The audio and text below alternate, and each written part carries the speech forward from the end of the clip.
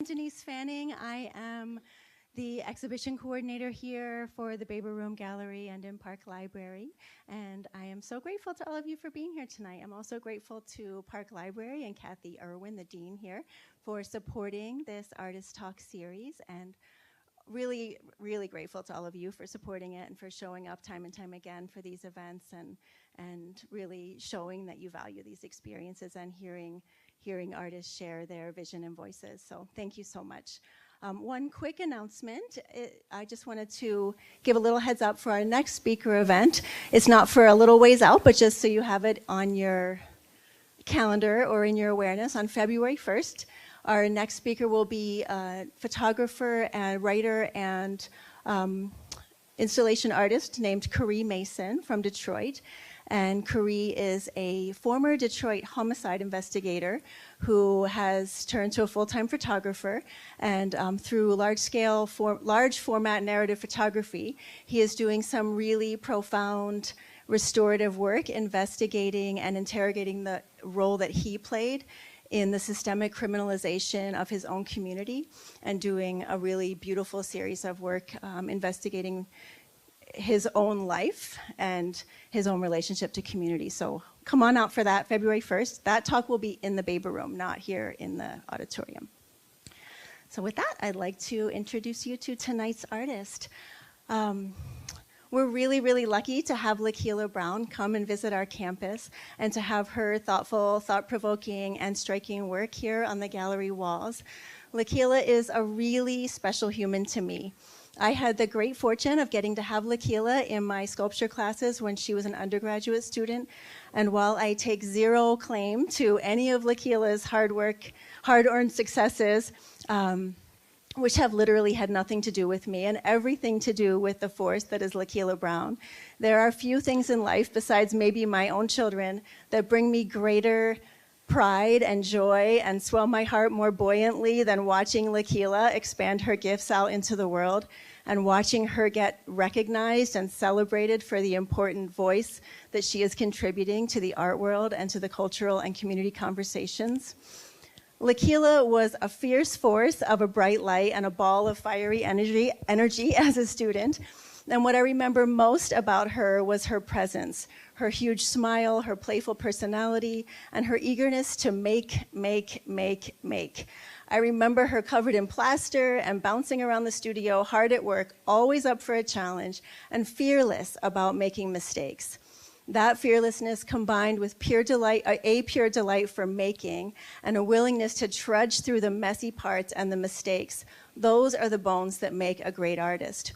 But what has really defined Lakela's success is not only her passion for making, but also her passion for community, for finding ways to tell the story of her own community, for her curiosity about the history and language and symbols that can define a culture, and for finding ways to take inspiration from ancient languages and art forms like cuneiform and hieroglyphics and combine them with inspiration from hip-hop culture and contemporary symbols of Black culture to create a wholly new personal language as an act of celebration and care for a community. She carries a vital voice in the contemporary art world that is justifiably being widely celebrated right now, and which I expect will continue vibrating forward and outward for many years into the future. Lakela Brown was born and raised in Detroit, Michigan. She earned a Bachelor of Fine Arts from the College for Creative Studies in 2005. She was awarded a fellowship at Oxbow School of Arts in 2005 and returned as a teaching artist in residence in 2018. In 2019, she was invited by the Art Production Fund to exhibit her work throughout Rockefeller Center in New York City. Lakela's work is held in museum collections, such as the Museum of Fine Art Boston and the Mint Museum. She has been exhibiting professionally since 2005, including many solo shows in places like Reyes Finn Detroit, Cave Gallery Detroit, 56 Henry in Brooklyn, Jack Klempe in Brooklyn, and New York City's Rockefeller Center, among many others. Her work has been included in several important museum exhibitions, including the Institute of Contemporary Art San Francisco Museum of the African Diaspora, the Museum of Contemporary African Diasporan Arts, and the Aldrich Contemporary Art Museum in Connecticut. She has been featured in major art publications such as Sculpture, Art in America, Hyperallergic, Cultured, and the New York Times, among many more. The New York Times recently wrote about Lakela Brown's work as one of the top must-sees at the famed New York Armory Show. She is represented by 56 Henry in New York and Lars Friedrich in Berlin. She lives and works in Brooklyn, New York. It brings me immense joy to get to share Lakela's work with the Central Michigan community and to get to invite her up here onto the stage to share her work, her wisdom, and her experience with all of you tonight. Please give a big, warm welcome to Lakela Brown.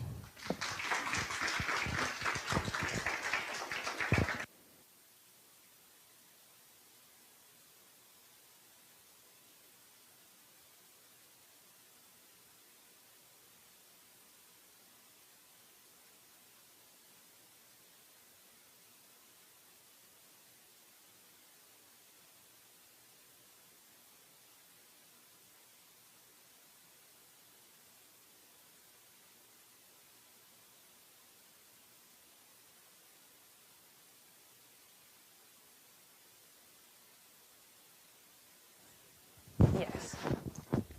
Hi.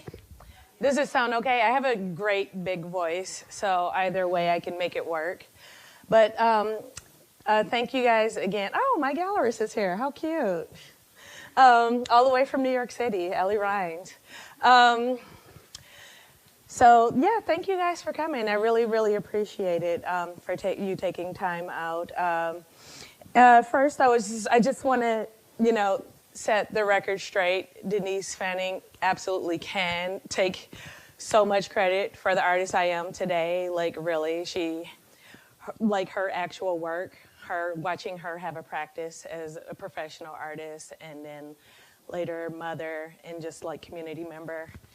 Very influential on me, and so I thank her for that. Okay, let's see. We're going to use arrows. So usually, especially when I speak to students, I like to really acknowledge some of my early influences. And also, some of these people were introduced to me by Denise as we studied art history. So Louise Bourgeois and George Siegel, especially because of their materials and processes of body casting and fragmentation. And you'll see that when we look at some of my early work. So my style is to kind of do some acknowledgments of influences, and then because I think it really gives context to my early work, and also just to say thank you to those people. So Kiki Smith, one of the by far largest influences on me, Kiki Smith. Oh, let me grab my notes just in case, because sometimes I'm like, oh, I forgot to say that thing. Kiki Smith was a big influence on me, especially in terms of figurative work, figurative sculpture. I, like a lot of people, really enjoy the sensual experience of painting, mixing paint, pushing paint around canvas. But in terms of when my own sort of ideas of my direction in art started to turn towards sculpture, Kiki Smith is an artist who is very important to me. Just the way that her work can embody such emotion. With a work like this in particular, I almost forget that it's an object, right? It's so gives so much emotion. Excuse me. Alison Sarr, another artist very good at embodying that emotion. And Augusta Savage, who is kind of a ancestral artist, and one of the first Black American artists I saw use the sort of classical Western techniques and apply that to images and centering Black subjects in her work using Western techniques. The work on the right, Lift Every Voice and Sing, is named after the Black National Anthem, and this kind of choir harp shaped, or this choir of people shaped like a harp. So I also like to show a little bit of my undergrad work. As Denise mentioned, I went to the College for Creative Studies, which is in Detroit. I was there yesterday. It was cool to return as a professional artist.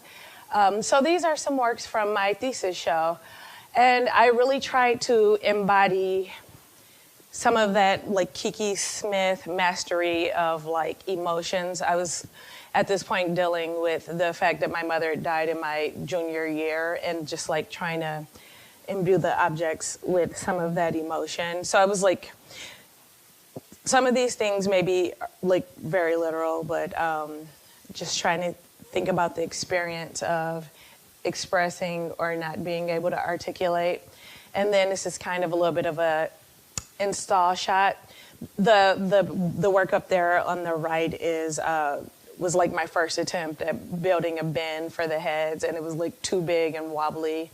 And I just like to show it, especially to students, because like you have to like, you know, sometimes things break or fall apart and just, you know, try again. And then you can see some of the heads that I showed you some close-ups in the background. Okay, so the first sort of direction that I took that kind of led to the work that I'm making now is thinking about adornment. And the root word adorn literally means to make beautiful. And there's lots of reasons that people adorn themselves. There's like cultural and, you know, ritualistic reasons. But there's, you know, also who is in a little vain and wants to, you know, feel attractive and special. And so I thought about like who were the people I grew up with and the ways in which we, you know, the people I looked up to in terms of adorning themselves. And, you know, salt and pepper, why not? I'm an 80s and 90s kid, you know, and I grew up, you know, in the city. And so you'll notice if you look at some of their adornments, the rope chains, and then the earrings that they're wearing. I'm wearing a pair today, but a special kind of earring called a door knocker earring. And it is an appropriation of the actual door knocker, and then it kind of evolved into its own genre of jewelry. So you're going to see a ton of that. And then also the hats that they're wearing, the appropriation of the kente cloth. Queen Latifah, another person. Just going to show you some people sort of like very influential in terms of their aesthetics, MC Lyte.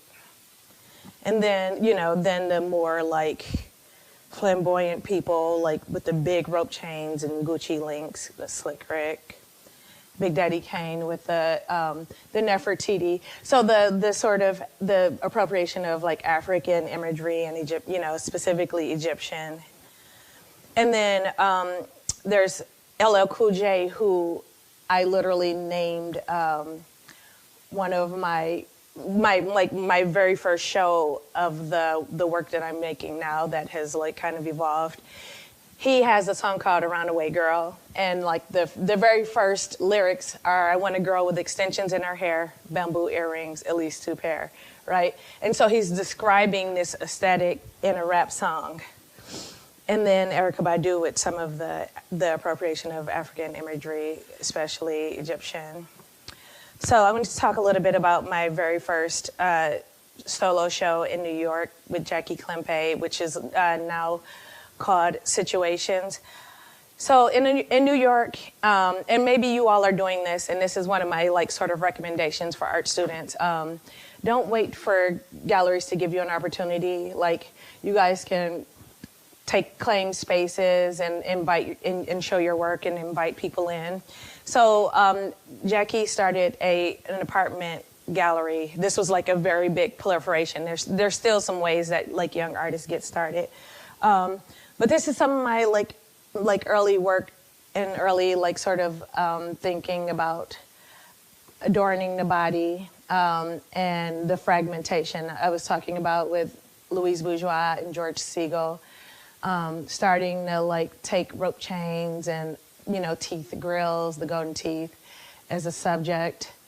And then this work is funny because I was thinking about like the rope chains and putting them on the figure, and then only later did I like realize that it sort of had this ominous like lynching sort of, and this is just, I include this to talk about like, you know, being mindful of like the different ways your work can be read. But also don't be afraid, like Denise said, don't be afraid to take chances and, you know, and learn.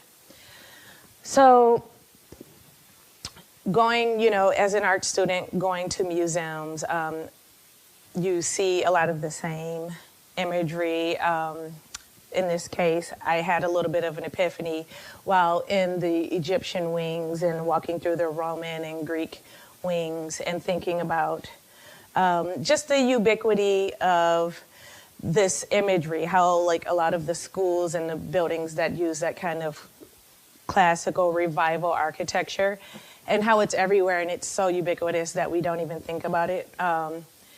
But for some reason, I specifically had that epiphany about like how it's just everywhere and we take advantage of it. So I started to think about, as artists, we study art history, and I know that history can be painful and difficult to look at, but it also gives us context for our own work and meaning. And so just kind of trying to engage with the art canon and thinking about like how I could see myself in the art canon. And so I started literally trying to make coins and sort of copy that kind of classical Grecian, Roman style. And then I had sort of another epiphany about like fully moving from figurative work to still life. And so basically I'm going to show you two bodies of work. The majority of the show is going to be focused on my adornment work. And then the later part, you'll see the ethnobotany come in. And ethnobotany, we'll talk a little bit more when I get there. But there's kind of two guiding ideas that are like guiding the work that I make now. And the first is still life, and the second is Black artifact. And so I'll talk a little bit more about that when we get there. So when we think about still lives, and especially in art history, we might think of like the Dutch masters, right? Because they sort of formed our idea of what the still life is, right? Flowers and fruit. And these kinds of things, when you're a freshman and your teacher like shoves still lifes in front of you, you're like, I want to like draw bodies. I want to do the like big kid stuff, right? But it gives us an opportunity to think about what's actually happening and how there's actually lots of meaning being made in these arrangements in the kinds of flowers and fruit that are shown, but also what flowers and fruit can symbolize.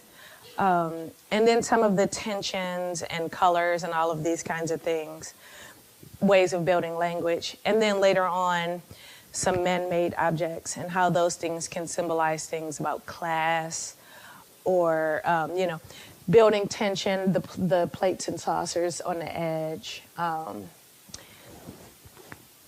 So art history, Western art, me, which is, what I was kind of talking about, still life and the Black artifact. And trying to find myself within the canon and see how I fit in there. And so I was an educator for years at the Brooklyn Children's Museum. And one day I stumbled across these bamboo earrings, these vintage bamboo earrings. And I thought to myself, yeah, these do belong in a museum. They are a cultural artifact. They are like a contemporary cultural artifact, but it's the first time I kind of saw my particular intersection celebrated. And when I say that, I mean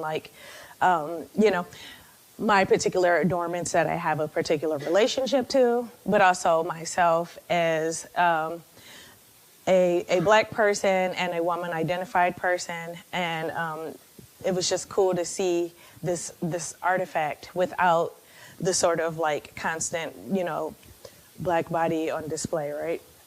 And so that's when I kind of had this idea about thinking about the Black artifact without the body, right? Which sometimes can be, can feel a little bit exploitative in art. And so this is just a shot on my cell phone of, like a pawn shop display of earrings. And something about using that kind of retail layout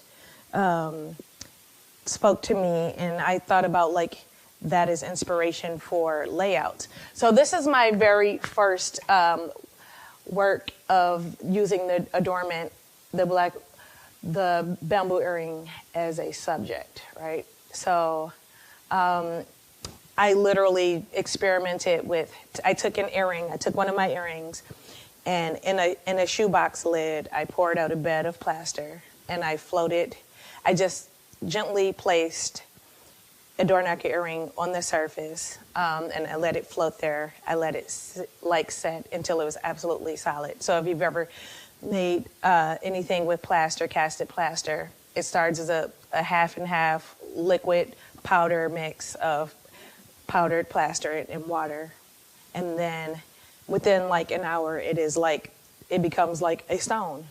And then, so then you take the object out and it left a perfect imprint. And so then you cast right on top of that, and that's how I got this kind of relief sculpture, right? And,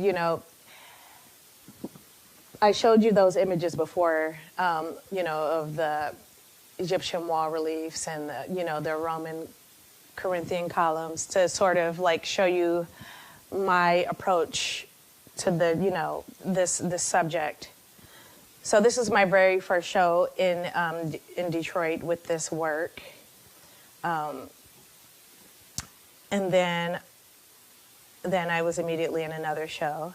And so sometimes this work does a little, it's hard to photograph because sometimes the void looks like a positive. So the gold is actually going into the surface, but it was only like explained to me later when somebody asked, like, now is that coming out of the surface or going in?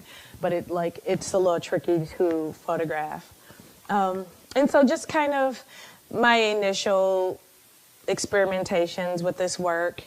And then this is my German gallery, Lars Friedrich, in Berlin, and starting to bring in more of the rope chains and experimenting with this kind of taxonomical composition where I have the works laid out like you would in a cultural artifact investigation of objects.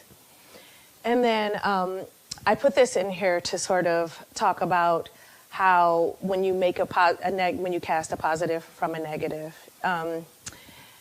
I had all of these kind of like negative or like voided mode works, and I was just kind of like throwing them out. And then one day I had an epiphany, like, oh, if I paint into that voided space, the impressed space, then like I can sort of like reactivate that voided space. And so that was like another little mini epiphany about working in the void and a positive. And later on, you'll see I was like trying to figure out how to have the positive and a negative at the same time. So I've always had a real job up until like, a quote unquote real job until like 2 years ago. I am like a full studio artist. I was always teaching. But when I was working, one of the jobs I had was as a line cook at a fancy restaurant. And one day I came in and they were butchering chickens and they were separating the parts. So, the wings, the breast, the thighs, the feet. If you've ever seen a chicken foot, it kind of looks like a hand. And then, and the chicken heads. And so I was kind of in this transitional period where I wasn't sure what I was doing. So I was just kind of collecting shapes. If I came across something that was interesting to me, I wouldn't question it too much. I would just take it, make a mold of it, and then kind of set it aside. Well, I had this rubber mold of this chicken head in my studio for years. And then once I started making this adornment work, I was like, oh my God, it's a chicken head. So for anybody who doesn't know, the word chicken, it's a visual pun. The word chicken head is a pejorative that's used specifically often aimed at Black women as a pejorative. And when I started making this adornment work with the door knocker earrings, I decided to incorporate it into compositions to like sort of call out that, nastiness. And so some of these like compositions got a little unhinged, but like, you got to experiment, right? And then also there's a real modernist streak that goes through my work. This work is called For Agnes, right? So sort of, once again, engaging in the canon, as Agnes Martin is absolutely in the canon. She identified as an abstract expressionist. People often pair her with the minimalist. But this is basically the sort of like the line grid there is appropriated from an Agnes Martin composition. And then I'm just kind of like projecting my own shapes on top of that. So then just some real like modernist, like, you know, if Barnett Newman and all of these other people can just do lines or circles, you know, then like this is my way of being like, I'm just gonna, you know, think about like formal things, even though I have this object that is like really loaded with cultural importance, significance to myself. The negatives and the positives again.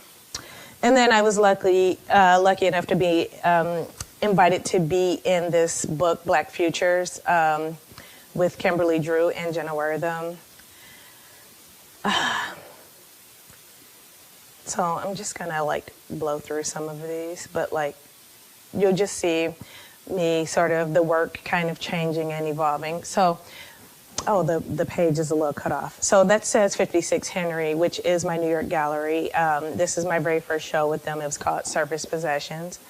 And, you know, it's a play on words, you know, surface. So this work is in this kind of liminal space between sculpture and painting. They are relief sculptures, but there is this liminal space where it is hung on the wall and viewed that way. So just sort of acknowledging that and then thinking about like, you know, self-possession and possession of this cultural possession of these objects. So these works are all from that show. And okay, so this work is a good example. And then sometimes because I, you know, was trained as a figurative artist, little elements creep back in, a hand or some teeth. But this work is a good chance to like sort of talk about how just through experimentation, I found a way to have the positives and the negatives in this same composition. So what do I mean? I mean that you know, some of the gold and even the like white impressions are going into the surface, and then I have, you know, some of the door knocker earrings coming out. If there's any sculptors here, we can talk shop later about how I did that, or you can just ask me. So I'm going directly over to the show after this, but feel free to like, you know, if you want to talk shop, we can do that. But you know, just experimentation. Technically, what I'm doing here is like the wrong way to do it. But, you know, sometimes, you know, rules are meant to be broken. So Denise mentioned that I was invited by the Art Production Fund to show at Rockefeller Center. And this is an image from one of the vitrines. Yeah, so really just kind of taking this object and exploring different compositions and thinking about overlapping.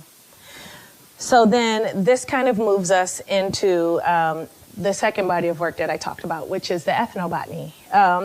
So ethnobotany, I put here the study of interrelation between humans and plants, but a really basic way of thinking about it is what plants we associate with cultures, right? So if you think about one of the things we do when we travel, one of the first things you want to do is like know what kind of food people eat, right? You go to Italy, it's like on pasta, pizza, you know, all the things, and then especially the regional things, right? So, and we use plants for food, but we also use plants for medicine and all sorts of things. And ethnobotany is just thinking about like plants that are native to regions and how we come to, you know, associate those plants with culture and, you know, how we learn from each other in intercultural exchange as well, right? So I, you know, in terms of architecture, I started to notice, this is a brownstone and, you know, a bank in New York, right? Looking at these leaves and also thinking about how we adorn buildings. We adorn our bodies, we also adorn our, you know, buildings, and how these also have significance. The canthus leaf, right, on that column, and how it's just kind of everywhere on the Corinthian column, and banks and schools, these sort of like on churches, these like symbols, and sometimes they're religious, but a lot of times they're like fertility symbols, and you're like, huh, fertility symbols on a church or on a bank. So this is my second solo show that opened at 56 Henry, which, as I mentioned, is in New York, in Manhattan, in Chinatown. So this is like kind of my debut of ethnobotany work, and the gallery was kind enough to like loan this work. So this work is actually the cover of the show, and if you come over to the gallery, you'll be able to see it in person. I'll go back for a second. The corn is like very obvious. The little kind of pepper things are okra. I call these African American still lifes because corn is indigenous to America and okra is actually indigenous to Africa. And these things kind of have found themselves both in like African American cuisine. And it's just interesting to think about how people move around the world, and these plants are incorporated into like ethnic cuisine, right? And then this is corn, and the little spikes sticking up are okra, and then the leaf is a collard green leaf, like a whole collard green leaf. And I did actually make these works by casting from actual plant parts. So an actual collard green leaf, actual corn cobs, and everything. So these are just some highlights from that show. And then the Armory Show, which is one of the oldest art fairs. I had a solo presentation with my 56 Henry Gallery. And these are some works. Now, whenever you see a show, always understand that there's edits, there's rejects. You're not seeing everything, right? Just like when you write a paper and you turn it in, you had some drafts and stuff. Not everything makes it in. Some things make it into other shows. And then, so this presentation was a combination of the adornment work and the ethnobotany work. They're painted gold, but this is actually all plaster, and with gold metallic paint on top. And then sort of borrowing from the scalloped design with the collard green leaves. Yeah. And just like I said, there's this real formal element that once I have my object, I'm kind of like free to play around with compositions. So and then this is a material jump essentially. So it looks very kind of kept the same aesthetic, but this white is actually resin.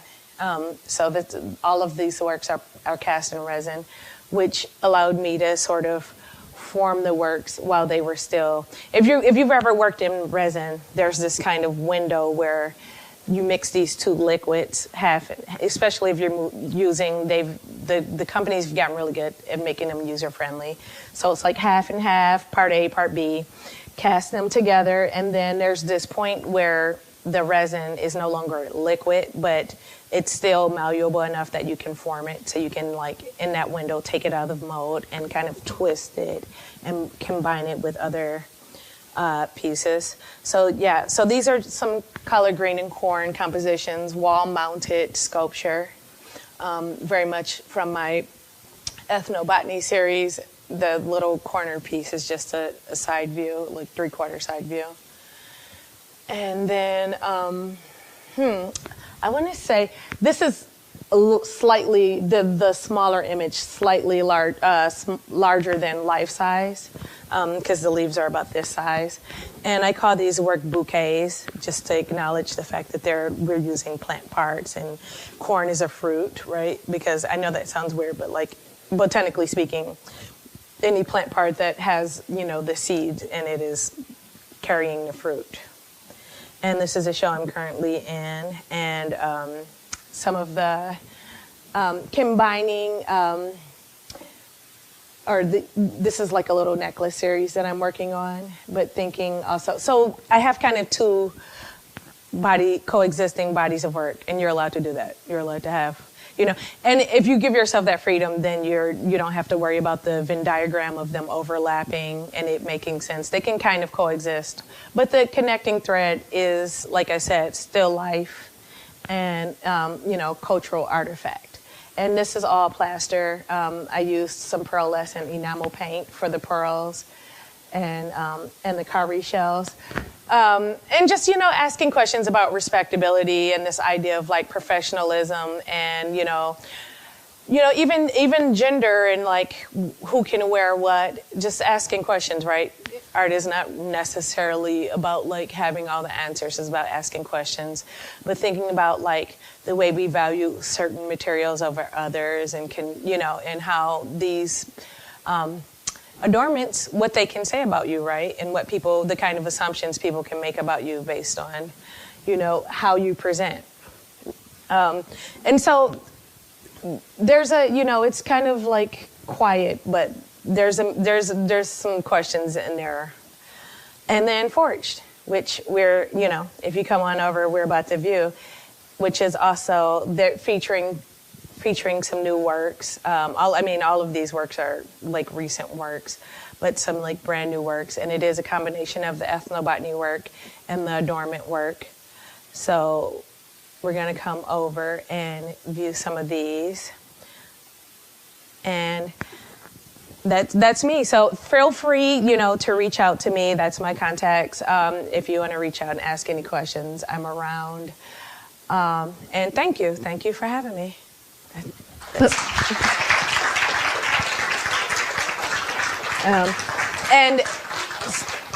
thank you guys.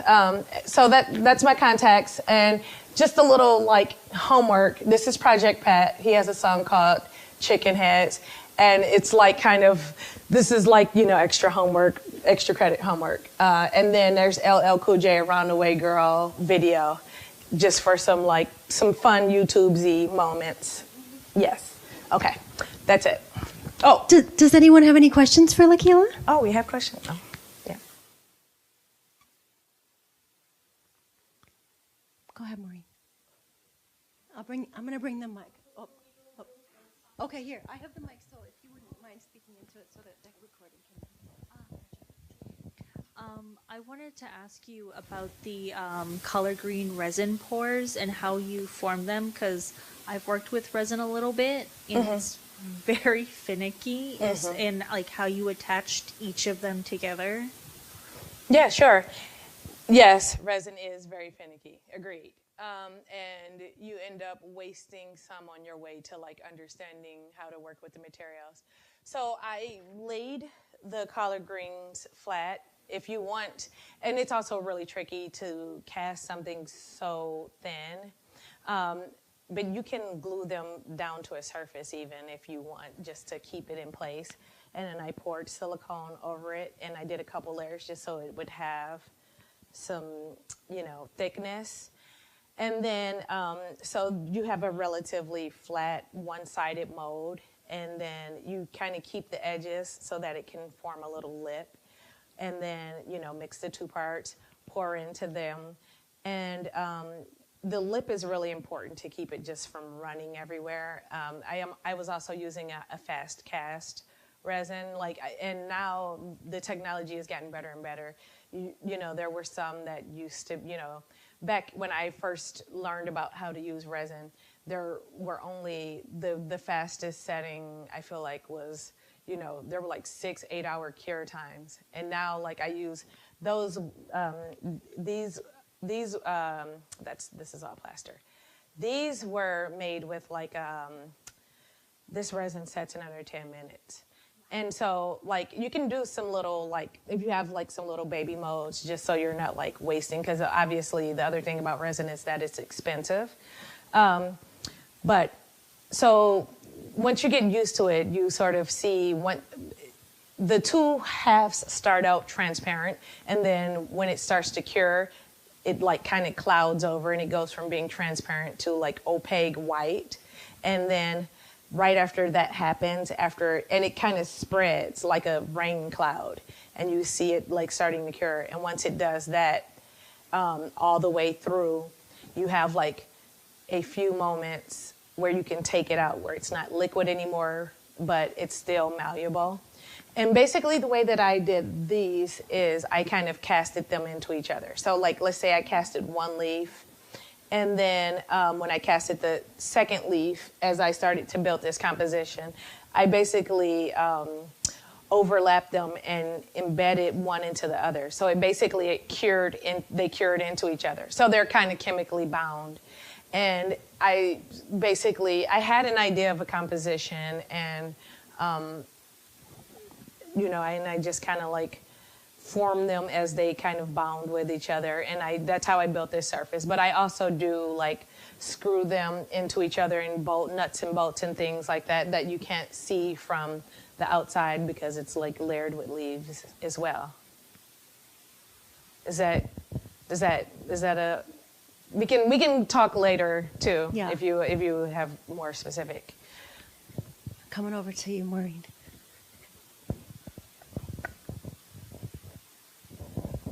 Hi. I'm almost dumbstruck, right? Dumbfounded, right? This is amazing. I really don't have much of a question, but I teach African American lit, African diaspora cultures, and I'm looking at this thinking, yeah, this is our people. So I am so impressed by this. It's wonderful. It's just beautiful. And thank you for celebrating, Black culture, putting it on the map, and, given everything that's happening and all the attempts to silence everything, things, African, Black, BIPOC, diaspora, different. This is needed. This is amazing. So thank you. I'm impressed by even, the casting that you do. It sort of took me back to Benin artwork, right?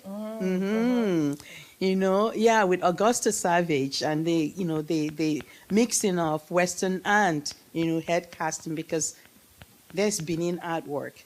And what you're doing with the jewelry, I'm thinking of Benin artwork, bronze work, and knock culture, and all of those, art forms coming, across the Atlantic. And here you are continuing the work that began a long time ago.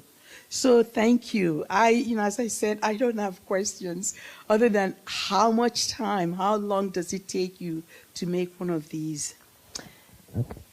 Well, thank you. That was really kind of you to say. Thank you so much.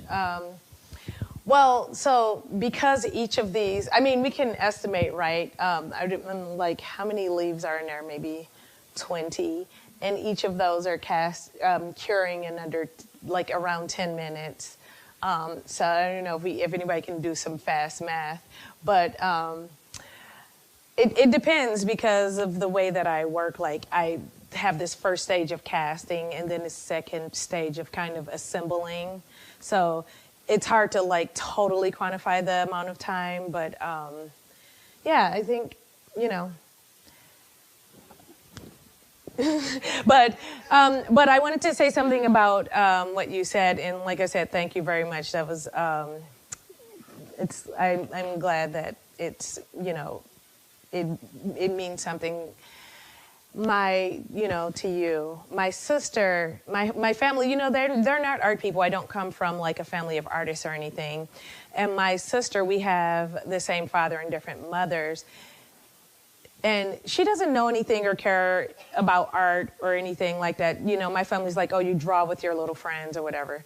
And but when I started making the adornment work, she said, oh, your mother bought me my first pair of door knocker earrings. And that was like a special moment for me because a lot of times people don't like art for the same reason. Sometimes people don't like poetry or like avant-garde jazz, right? Because it seems like it's made to be exclusive, right? So you're like, oh, well, if you don't want me to participate, like, forget you too then, And, trying to bridge the gap where people can, like, see an object that they actually recognize and have a relationship to. And it just sort of speaks to, like, being really following your interests and being true, because a lot of times, especially if you're making something really deeply personal and you think this is something nobody else can relate to, that's exactly the moment where people like come up to you after and they're like, me too, I went through that too, like, and you think like nobody understands me, like this is, but like, and then, as opposed to trying to appeal to a broad crowd, then you kind of like can come off a little bit generic. And even if you like are not, even if you didn't grow up like how I grew up and have the same associations with these objects, you can sort of think about how, what the objects are that are specific to you and how you grew up in your life and your times too. It's not just, who and with you grew up with, but also our times, right? So, I'm a kid, like I said, I'm a kid of the 80s and 90s. And, that was kind of one of my decisions in terms of selecting objects for this work. Do we have any other questions? Oh. Ari has a pretty good voice, but let's give him the mic anyway. I was just wondering, there was a progression in very hieroglyphic images, right? And then all of a sudden there's the hand imposed. I was just wondering what your thinking was. I mean, and I know sometimes with artists you just do it, but was there a conscious, symbolism in the kind of intrusion of the very realistic hand in these otherwise very symbolic sculptures of adornment? I'm just curious where the hand fit in for you. Yeah, totally. It is like slightly random, a little bit of a like, a little bit of a like an offshoot, and so part of it is like I wanted it in a composition, right? So I just kind of let myself do it, but also and it also kind of speaks to like my sort of traditional figurative background. But the other thing is also this gesture of the hand is a symbol of desire. That was the main thing, because I asked myself that question, like, especially pivoting away from making figurative work, like, how did this hand get in here? But like, it's kind of like I think of it as like a kind of embodiment of desire. It's reaching and wanting and this kind of like gesture of desire, if that makes sense.